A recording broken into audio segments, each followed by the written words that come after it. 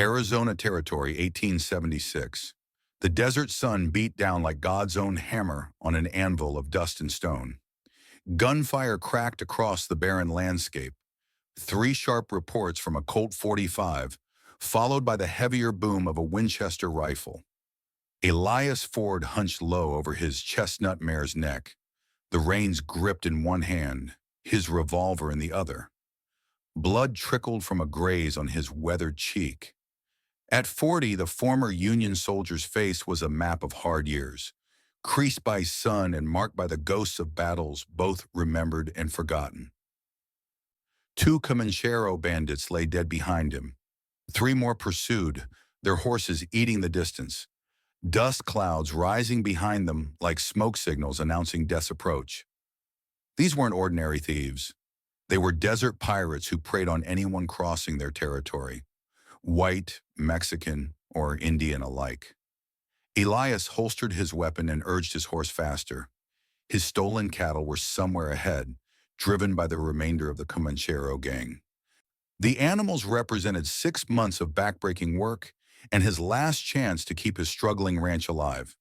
The mare's hooves pounded a desperate rhythm as they crested a ridge and dropped into a narrow wash. Elias followed the cattle tracks, reading the land like the veteran scout he'd once been.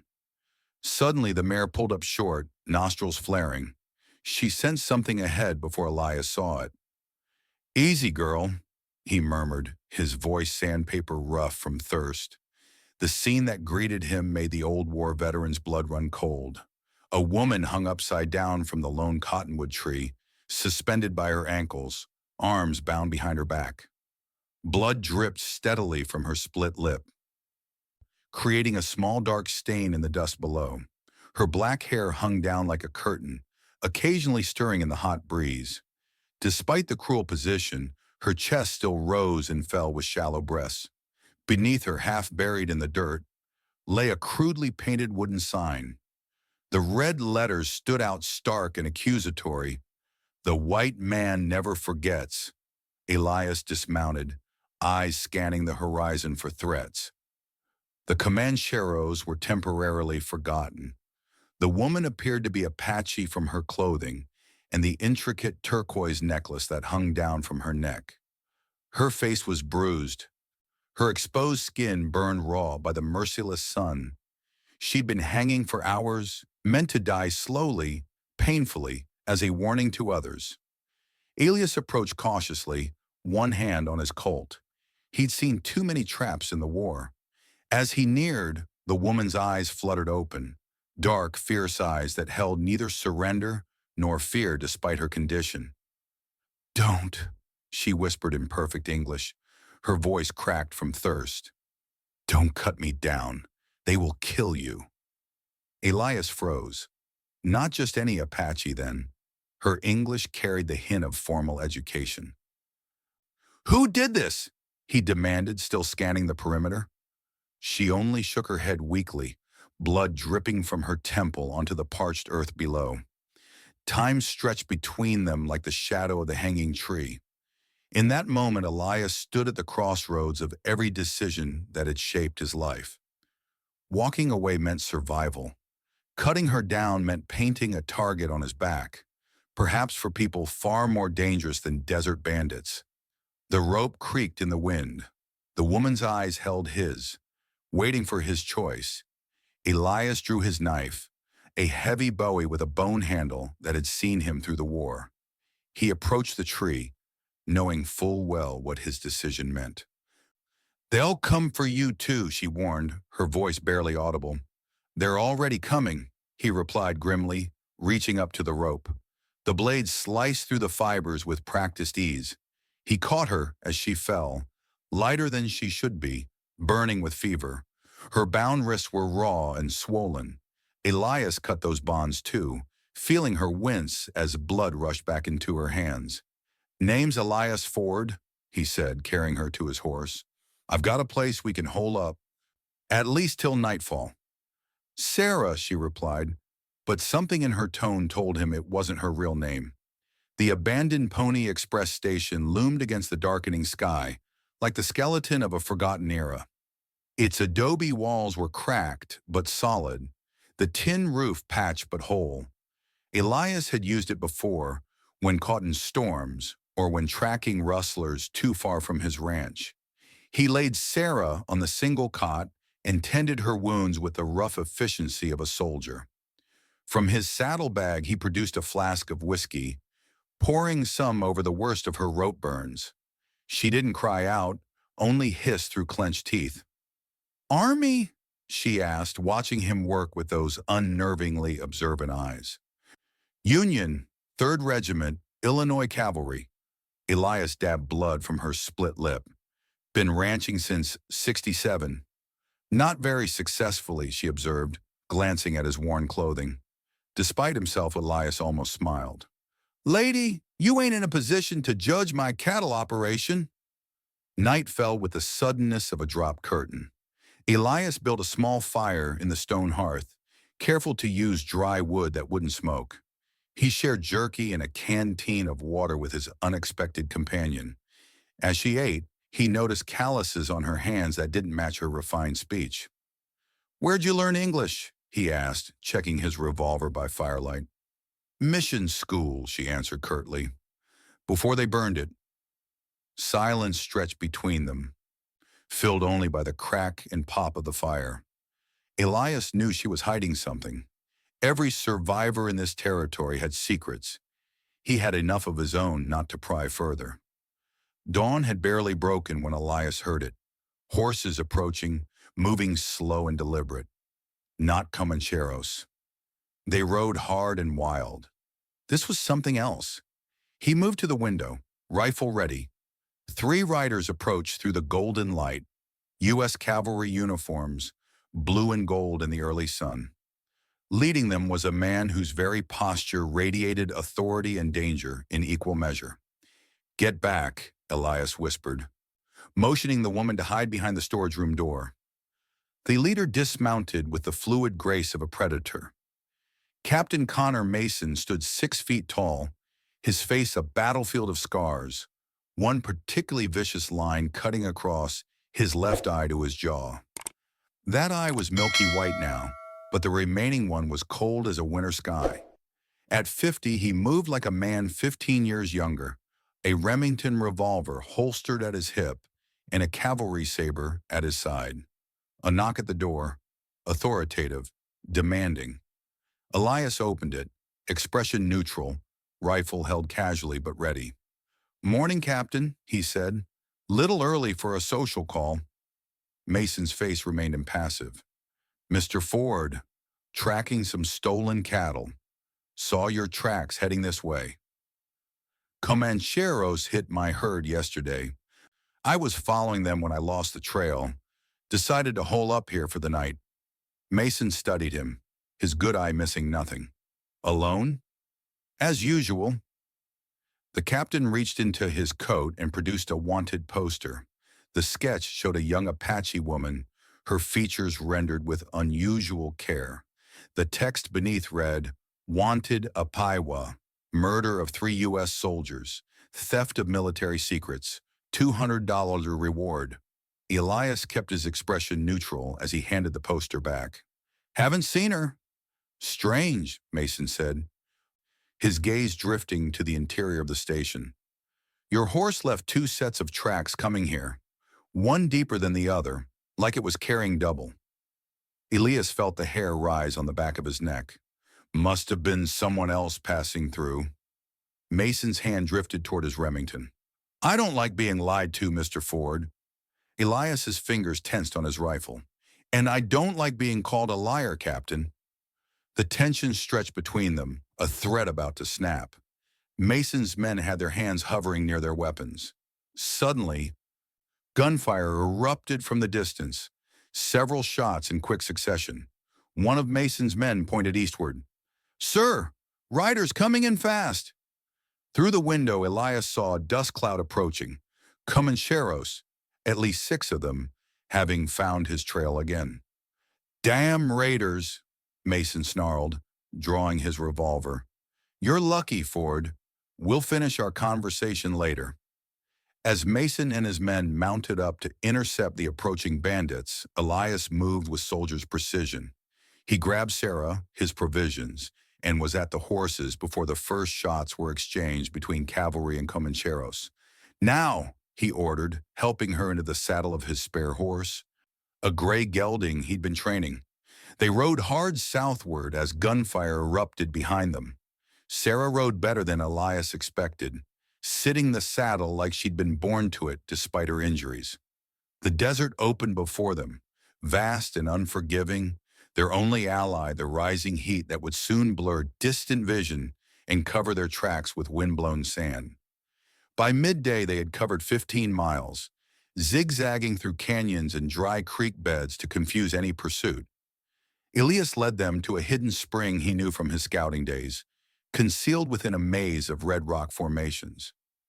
As they watered the horses, Sarah finally spoke. "My name is not Sarah." Elias looked up from filling the canteens. "I figured as much. It's Nahimana." Her voice carried both pride and caution. "It means mystic in my language. You're the woman on that poster." She nodded once, her eyes never leaving his. "But I killed no soldiers and stole no secrets." "Then why's the army hunting you with such determination?" Nahimana knelt by the spring, washing dried blood from her face. The cool water revealed high cheekbones and an intensity that made her beauty somehow dangerous. "My father was Chief Two Rivers. He worked with your army as a scout and interpreter for 5 years. He discovered Captain Mason was selling weapons to both Apache renegades and Comancheros, stirring conflict to drive my people from valuable land." Elias's jaw tightened. He'd seen corruption during and after the war, officers getting rich off the suffering of others. "Mason killed my father," Nahimana continued, her voice flat but her eyes burning. "Made it look like Apache raiders. When I found evidence, he had me arrested, claimed I killed 3 soldiers while escaping. The hanging was meant to be a message to my people: stay silent or die." Elias absorbed her story, measuring it against Mason's demeanor. The captain had the eyes of a man capable of such calculated cruelty. "You're taking me to Mexico?" she asked. Elias shook his head. "Too obvious. Mason will have men watching those routes." He pulled out a worn map from his saddlebag. "There's a man who can help us, Sergeant Davis, stationed at Fort Willows. He served under my command during the war. A good man who'll listen." They rode through the afternoon heat, Elias teaching Nahimana how to disguise their trail, brushing away tracks, riding on stone when possible, doubling back occasionally to check for pursuit. She was a quick study, her eyes missing nothing. In return, she showed him which desert plants held water, which were poisonous, which could heal wounds. Knowledge passed down through generations of her people. As dusk approached, Elias spotted smoke rising from a small canyon ahead, a single campfire. Using hand signals learned in the war, he directed Nahimana to circle wide while he approached from the front. The camp belonged to a single rider. A cavalry uniform hung on a nearby branch. Sergeant Davis, exactly where he'd said he would be in their occasional correspondence. But something was wrong. The fire had been left unattended, burning too low. Elias drew his revolver and advanced cautiously. He found Davis slumped against a boulder, blood soaking through his blue uniform shirt. The sergeant's breathing came in ragged gasps, his eyes glazed with approaching death. "Davis," Elias said urgently, kneeling beside his old comrade. "Who did this?" "Mason," Davis whispered, blood bubbling at his lips. "Found out. I was investigating him." Nahimana appeared silently from the shadows, kneeling opposite Elias. "You," Davis recognized her from the wanted poster. "Not your fault. Mason is selling guns, stirring up war." With trembling hands, Davis reached inside his jacket, withdrawing a small leather journal and a folded map. "Evidence. All here. Weapons cache in the old Silverado mine." Elias took the items, his face grim. "We'll get this to the colonel, Davis. Hold on." But Davis grabbed Elias's arm with surprising strength. "No time. Mason has men everywhere. Take it. To Judge Hammond in Tucson, only man can't be bought." Those were his final words. Sergeant Robert Davis, veteran of Shiloh and Gettysburg, died as the first stars appeared overhead. They buried him beneath a cairn of stones, Elias reciting what he remembered of the Lord's Prayer, Nahimana adding words in her own language, a warrior's blessing for the journey beyond. By firelight, they examined Davis's journal. Pages of meticulous notes detailed Mason's operation. Weapons stolen from Army shipments, sold to both sides of conflicts he himself engineered. The map showed the location of his main cache, the abandoned Silverado mine in the Dragon Mountains. "We have what we need," Elias said. "Tomorrow we ride for Tucson." A twig snapped in the darkness beyond their fire. Elias reacted instantly, dousing the flames with sand, pulling Nahimana behind the boulder where Davis had died. The night erupted with gunfire. Muzzle flashes illuminated the canyon like lightning, 5, maybe 6 shooters surrounding them. "Mason's men," Nahimana whispered. Elias handed her his backup revolver. "When I start firing, make for the horses." He raised his Winchester, sighted on a muzzle flash, and squeezed the trigger. The rifle's report echoed between the canyon walls. A man cried out in pain. Elias fired methodically, each shot placed with the precision that had once made him famous in his regiment. 3 shots, 3 hits. But there were too many. A bullet slammed into his chest, driving him backward against the stone. Pain exploded through him as he struggled to breathe. Blood soaked his shirt. Still, he managed 2 more shots, buying time for Nahimana to escape. "Go," he ordered, voice ragged with pain. "Get to Hammond!" Instead, she fired the revolver at their attackers, her aim surprisingly true. When his rifle clicked empty, she dragged him backward, deeper into the maze of stones. Elias felt consciousness slipping away, darkness closing in from the edges. The last thing he saw was Nahimana's face, fierce and determined in the starlight, as she pulled him into a narrow crevice in the canyon wall. "Why?" he managed to ask as blackness took him. "Blood debt," she replied. "You saved me. Now I save you."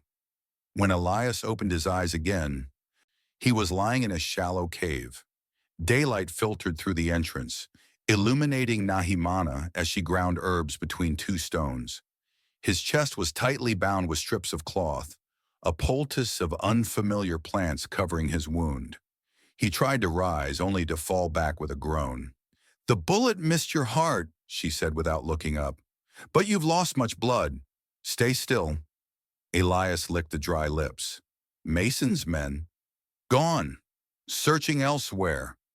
She brought him water in his canteen. "But they will return.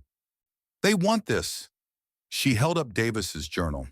As strength gradually returned over the next 2 days, Elias learned that Nahimana had used her tribe's healing knowledge to extract the bullet and treat his wound. She had also scouted the surrounding area, reporting that Mason's men had established checkpoints on all major trails.